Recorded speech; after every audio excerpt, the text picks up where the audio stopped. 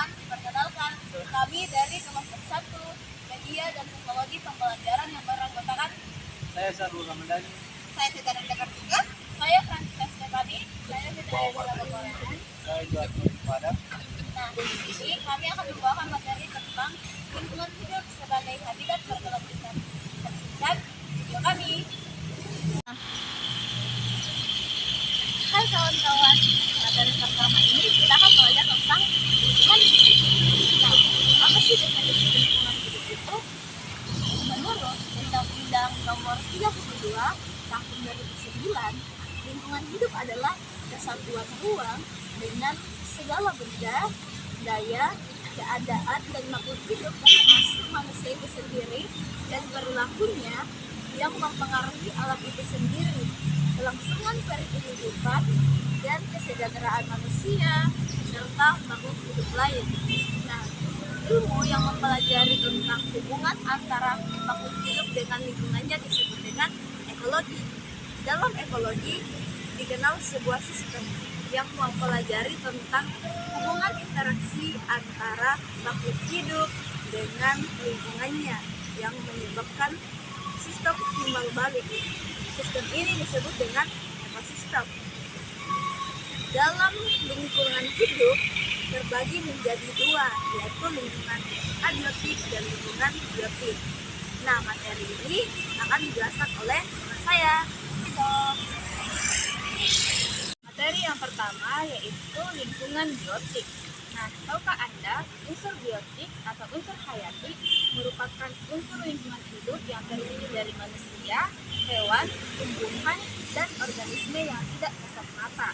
Nah, komponen biotik pada suatu ekosistem merupakan makhluk hidup itu sendiri, sebab ekosistem tidak pernah terbentuk tanpa adanya makhluk hidup di dalamnya. Nah, di sini secara khusus lingkungan biotik diklasifikasikan menjadi 3 bagian besar. Nah, bagian yang pertama yaitu produsen, kedua yaitu konsumen, dan yang ketiga yaitu pengurai. Nah, untuk produsen itu sendiri adalah organisme yang mampu mengubah zat anorganik menjadi zat organik.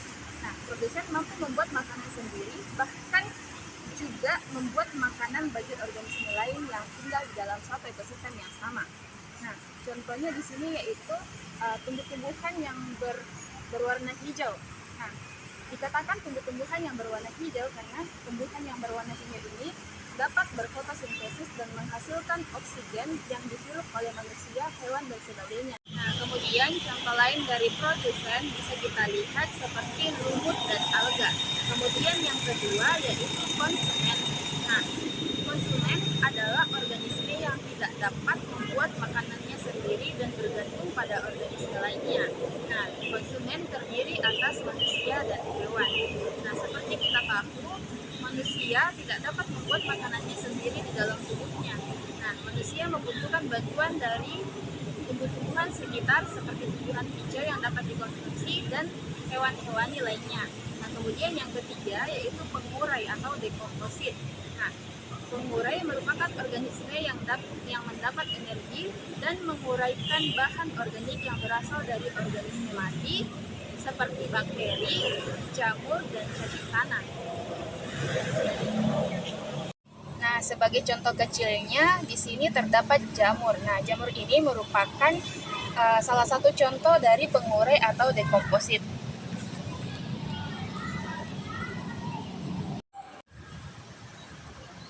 Hai kawan-kawan. Nah, di sini saya akan membawakan materi lingkungan abiotik. Menurut Irwan pada tahun 2007 mengatakan bahwasanya unsur biotik atau unsur fisik merupakan unsur lingkungan hidup yang terdiri atas benda-benda mati dan ikut mempengaruhi kelangsungan hidupnya. Contohnya seperti air, tanah, udara, kelembapan, cahaya matahari, suhu, dan iklim. Nah, yang pertama itu adalah air. Air merupakan komponen yang menjadi penentu dari keberlangsungan hidup makhluk hidup. Air merupakan komponen penyusun tubuh makhluk hidup dan juga sebagai tempat hidup bagi makhluk hidup yang tinggal di dalam air, seperti yang ada di belakang saya. Nah, yang kedua adalah tanah. Tanah berfungsi sebagai tempat hidup makhluk hidup dalam suatu ekosistem. Di dalam tanah Terdapat mineral penting berupa zat hara yang dibutuhkan oleh makhluk hidup, terutama tumbuhan, seperti yang ada di belakang kita, di mana tumbuhan tumbuh di atas tanah. Yang ketiga adalah udara. Udara merupakan gas komponen penyusun atmosfer bumi. Udara merupakan satu di antara komponen penting bagi keberlangsungan makhluk hidup, seperti oksigen, karbon dioksida, nitrogen, dan hidrogen, seperti udara yang ada pada siang hari ini, yaitu udaranya sangat panas karena di sini lokasinya kurang dinaungi oleh rindangan pohon. Nah, yang keempat, cahaya matahari. Cahaya matahari merupakan komponen abiotik utama yang berguna sebagai sumber energi utama bagi kehidupan. Intensitas dan kualitas cahaya matahari berpengaruh terhadap proses fotosintesis. Tumbuhan mampu menyerap cahaya matahari sehingga proses fotosintesis dapat terjadi. Nah, tumbuhan yang ada di belakang kita ini sangat terjamin fotosintesisnya karena sinar matahari langsung bisa membuat tumbuhan ini berfotosintesis. Nah, yang kelima adalah kelembapan. Kelembapan adalah jumlah kadar air yang terdapat di udara. Kelembapan udara ini mempengaruhi proses evaporasi yang berhubungan dengan tingkat ketersediaan air bagi makhluk hidup. Nah, yang keenam adalah suhu. Suhu merupakan komponen yang berpengaruh terhadap proses fisiologis yang berlangsung di dalam tubuh makhluk hidup. Yang ketujuh adalah iklim. Iklim adalah keadaan rata-rata cuaca di wilayah yang sangat luas dalam jangka waktu yang lama. Segitu saja materi yang bisa saya sampaikan.